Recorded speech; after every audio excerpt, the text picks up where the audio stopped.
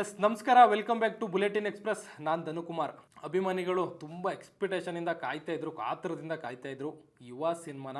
ಕೊನೆಗೂ ಇವತ್ತು ರಿಲೀಸ್ ಆಯಿತು. ನಾನು ಕೂಡ ಥಿಯೇಟ್ರಿಗೆ ಹೋಗಿ ನೋಡ್ಕೊ ಬಂದೆ. ತುಂಬ ಚೆನ್ನಾಗಿದೆ. ಥಿಯೇಟ್ರ್ ಫುಲ್ ರಶ್ ಆಗಿತ್ತು. ತುಂಬ ಕ್ರೇಜ್, ಫ್ಯಾನ್ಸ್ ಕ್ರೇಜ್ ನೋಡೋಕ್ಕೇ ಖುಷಿ ಆಗ್ತಾಯಿತ್ತು. ತುಂಬ ಇಡೀ ಥಿಯೇಟ್ರು ತುಂಬ ಅಪ್ಪು ಸರ್ ಅಭಿಮಾನಿಗಳೇ ತುಂಬಿಕೊಂಡಿದ್ರು. ಅಪ್ಪು ಸರ್ ಅಭಿಮಾನಿಗಳಿಗೆ ಎಷ್ಟು ಜನ ಇದ್ದಾರೋ ಅವರೆಲ್ಲರೂ ಕೂಡ ಯುವ ಅವ್ರಿಗೆ ಸಪೋರ್ಟ್ ಮಾಡ್ತಾ ಇದ್ದಾರೆ, ಹೊಸ ಪ್ರತಿಭೆಗೆ ಸಪೋರ್ಟ್ ಮಾಡ್ತಾ ಇದ್ದಾರೆ, ಬೆಳೆಸ್ತಾ ಇದ್ದಾರೆ. ಸಿನಿಮಾದಲ್ಲಿ ಇವರು ಹೊಸ ಪ್ರತಿಭೆ, ಹೊಸ ಸಿನಿಮಾ, ಫಸ್ಟ್ ಸಿನಿಮಾ ಅಂತ ನನಗಂತೂ ಅನ್ನಿಸ್ಲೇ ಇಲ್ಲ.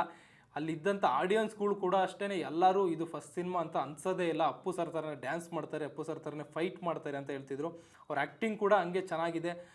ಇನ್ನು ಡೈರೆಕ್ಟ್ರು ಸಂತೋಷ್ ಅವ್ರ ಬಗ್ಗೆ ಮಾತಾಡೋದಾದರೆ ಒಳ್ಳೆ ಡೈರೆಕ್ಷನ್ ಮಾಡಿದ್ದಾರೆ ಅಂತಲೇ ಹೇಳ್ಬೋದು. ಇದರಿಂದ ಯುವರತ್ನ ಅಂತ ಅಪ್ಪು ಸರ್ಗೆ ಒಂದು ಸಿನಿಮಾ ಮಾಡಿದರು, ಅದರಲ್ಲೂ ಕೂಡ ಯಶಸ್ಸನ್ನು ಕಂಡರು, ಗೆಲುವನ್ನು ಕಂಡರು. ಅದಾದಮೇಲೆ ಈಗ ಯುವ ಸಿನಿಮಾ ಮಾಡಿದ್ದಾರೆ. ಇದರಲ್ಲಿ ಗೆಲುವನ್ನು ಕಾಣೋದ್ರಲ್ಲಿ ಯಾವುದೇ ಅನುಮಾನನೇ ಇಲ್ಲ. ಇದು ಕೂಡ 100% ಸಕ್ಸಸ್ ಆಗುತ್ತೆ, ಯಾಕಂದರೆ ಸಿನಿಮಾ ಆ ಥರ ಇದೆ. ಒಳ್ಳೆ ಸ್ಕ್ರೀನ್ ಪ್ಲೇ, ಒಳ್ಳೆ ಡೈರೆಕ್ಷನ್.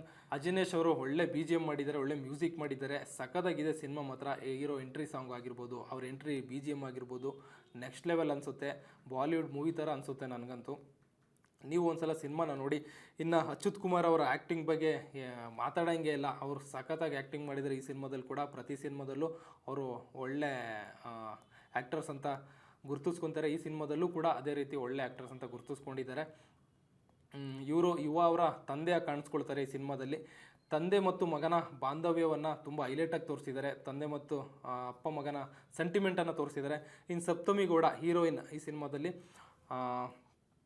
ಕಾಂತಾರದಲ್ಲಿ ಏನು ನೋಡಿದ್ರು ಸಪ್ತಮಿ ಗೌಡ ಅವ್ರನ್ನ, ಈ ಸಿನಿಮಾದಲ್ಲೂ ಕೂಡ ಒಂದು ಸ್ವಲ್ಪ ಅದೇ ರೀತಿ ಸೈಲೆಂಟಾಗಿ ಕಾಣಿಸ್ಕೊಳ್ತಾರೆ. ತುಂಬ ವೈಲೆಂಟಾಗಿ ಏನು ಕಾಣಿಸ್ಕೊಳ್ಳಲ್ಲ, ತುಂಬ ಸೈಲೆಂಟ್ ಗರ್ಲ್ ಆಗಿರ್ತಾರೆ. ಇದರಲ್ಲೂ ಕೂಡ ಕಾಲೇಜ್ ಸ್ಟೂಡೆಂಟ್ ಆಗಿರ್ತಾರೆ.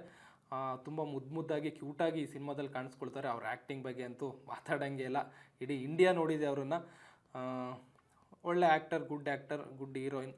ಆ್ಯಂಡ್ ಇನ್ನು ಕಿಶೋರ್ ಕುಮಾರ್ ಅವರು ಒಂಥರ ಡಿಫ್ರೆಂಟ್ ಆ್ಯಕ್ಟರ್. ಅವರಂತೂ ಈ ಸಿನಿಮಾದಲ್ಲಿ ಯುವ ಅವರು ಕುಸ್ತಿಪಟ್ಟು ಆಗಿರ್ತಾರೆ. ಕುಸ್ತಿಪಟ್ಟು ಯುವ ಅವರಾಗಿದ್ದಾಗ ಇವರು ಅವರ ಕೋಚ್ ಆಗಿರ್ತಾರೆ, ಅವ್ರ ಗುರುಗಳಾಗಿರ್ತಾರೆ.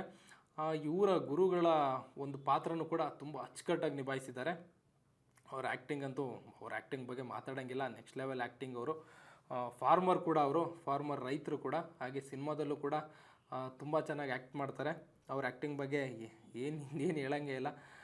ಆ್ಯಂಡ್ ಸಿನಿಮಾ ಬಗ್ಗೆ ಓವರಾಲ್ ಆಗಿ ಹೇಳ್ಬೇಕಂದ್ರೆ, ಸಿನಿಮಾ ಇಡೀ ಫ್ಯಾಮಿಲಿ ಕುತ್ಕೊಂಡು ನೋಡೋವಂಥ cinema, family entertainment oriented cinema. Appu sir ಅವ್ರು ಏನು ಸಿನಿಮಾಗಳು ಮಾಡ್ತಿದ್ರು ಇದು ಹಿಂದೆ, ಅಪ್ಪು ಸರ್ ಸಿನಿಮಾನ ಇಡೀ ಫ್ಯಾಮಿಲಿ ಬಂದು ನೋಡ್ಬೋದಿತ್ತು. ಬರೀ ಲವ್ವರ್ಸ್ ಆಗಲಿ, ಬಾಯ್ಸ್ ಆಗಲಿ, ಗರ್ಲ್ಸ್ ಆಗಲಿ ಈ ಥರ ಅಂತ ಇರಲಿಲ್ಲ. ಇಡೀ ಫ್ಯಾಮಿಲಿ ಬಂದು ನೋಡೋವಂಥ ಸಿನಿಮಾ ಮಾಡ್ತಿದ್ರು. ಇವರು ಕೂಡ, ಯುವ ಅವರು ಕೂಡ ಅದೇ ರೀತಿ ಸಿನಿಮಾ ಮಾಡಿದ್ದಾರೆ. ಅವ್ರಿಗೆ ಕತೆ ಪಕ್ಕಾ ಸೂಟ್ ಆಗುವಂಥ ಕತೆನೇ ಮಾಡಿದ್ದಾರೆ. ಫಸ್ಟ್ ಸಿನಿಮಾದಲ್ಲೇ ಜಯ ಸಿಗೋದಂತೂ ಗ್ಯಾರಂಟಿ.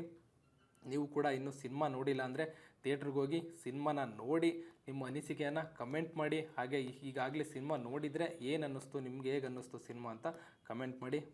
ಇನ್ನಷ್ಟು ಸಿನಿಮಾ ಮಾಹಿತಿಗಾಗಿ ನೋಡ್ತಾ ಇರಿ ಬುಲೆಟಿನ್ ಎಕ್ಸ್ಪ್ರೆಸ್.